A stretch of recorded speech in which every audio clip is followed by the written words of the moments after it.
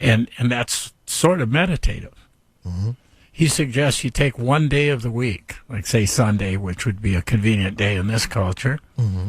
Take that day and you just do everything slowly. So you just appreciate the whole motion of reaching for something, of eating a meal, of whatever you do. And in all of these techniques, I mean, there's so many techniques for meditating. Anything that works is the answer. My editor, Jason, he does not like the diaphragmatic breathing, the getting your breath in order. It's never worked for him. He chants. He follows a chanting meditation.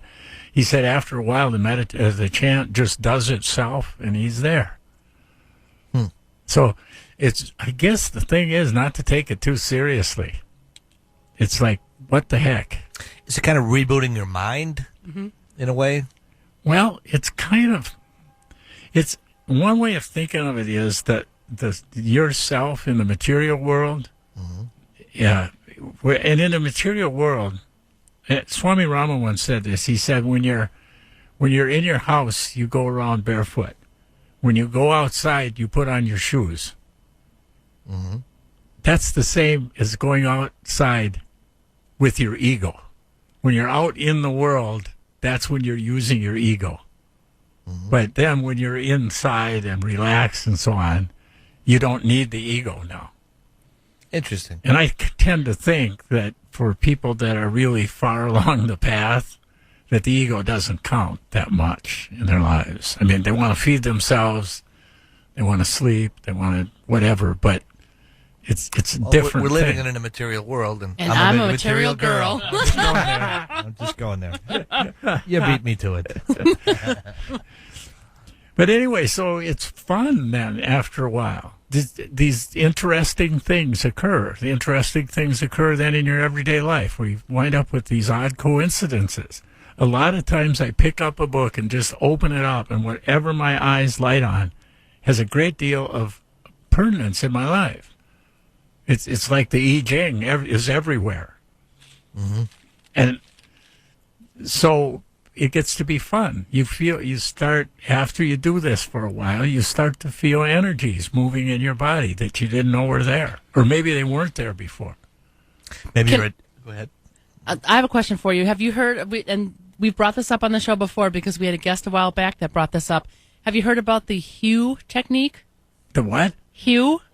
Hue? Saying, I'm fascinated. Greg, you're laughing at me, I know, but she said that it's a good technique to get yourself into a meditative state to say the word hue, and it's loud. Hue, and it just it totally impacts your whole entire core. Oh, sure. But you're using it essentially as a mantra. Mm-hmm. And the simplest mantra or the most universal mantra is so hum. So hum? So hum. So when you inhale, you think so. You don't have to say it. You think it. And so it's like so, except I'm exhaling to make the sound. Mm-hmm. And then when you exhale, in your mind, it's like that. And any repetitive sound, and I think whether it's loud or not, I tried chanting myself for a while as a technique. Didn't work for me at all. But the silence, the no visual, silence inside and outside, no sounds around me, no music, that works for me.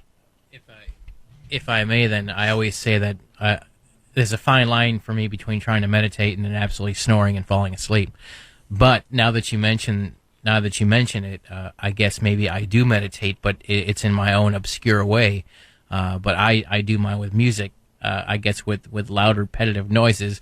I guess then I'll be meditating on my way home to Metallica at the loudest volume possible because it zones me out, I guess. I mean, I don't always do that when I'm driving, obviously, but tomorrow I have a day off, and to get my mind off things, I'm going to blare my music as loud as I can. I'll be home alone. The cats won't care.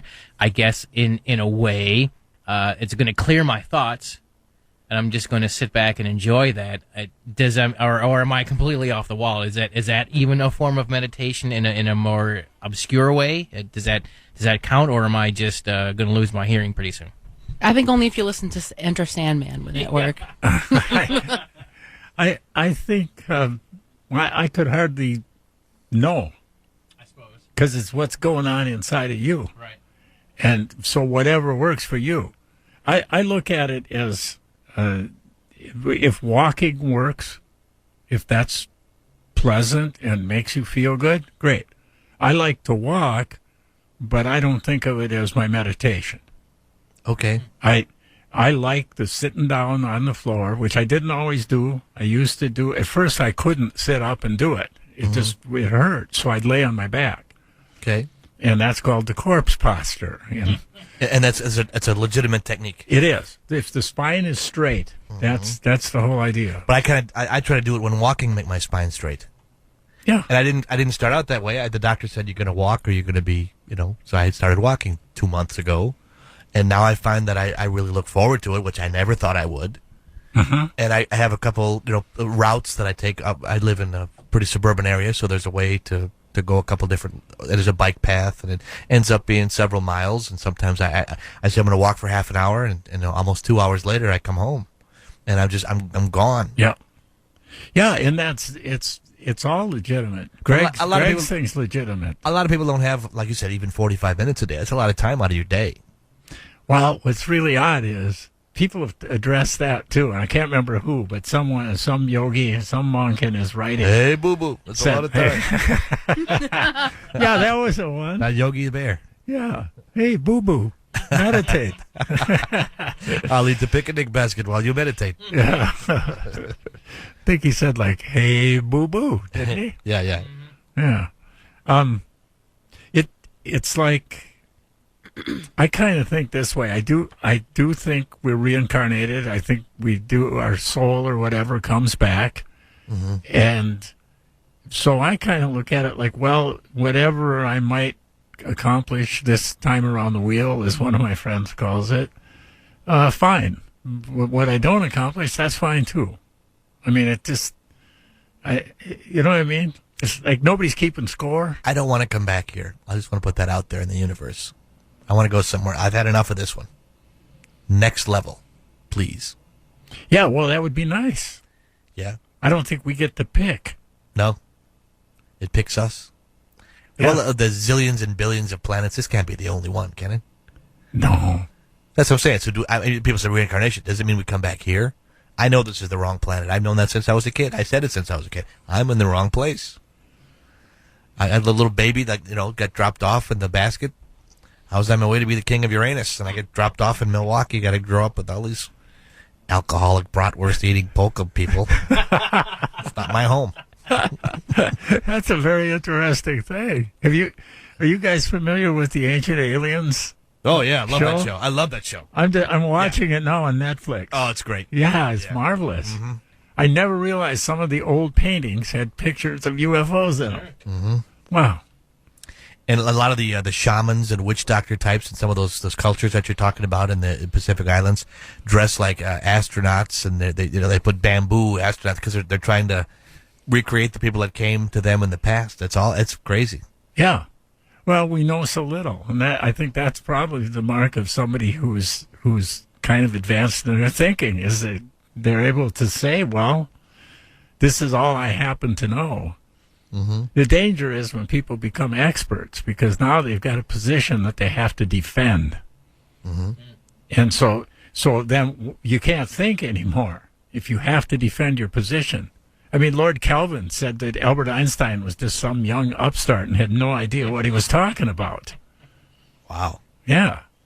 So, and Kelvin was, Kelvin temperature. I'm sure he did more than that. Genes. That's Calvin Klein. Actually, I got to know a lot about the Kelvin temperature at my old job. I had to learn a lot about light bulbs, and a lot of fluorescent tubes are in Kelvin temperature. So the higher the Kelvin, the closer to natural sunlight, that sort of thing.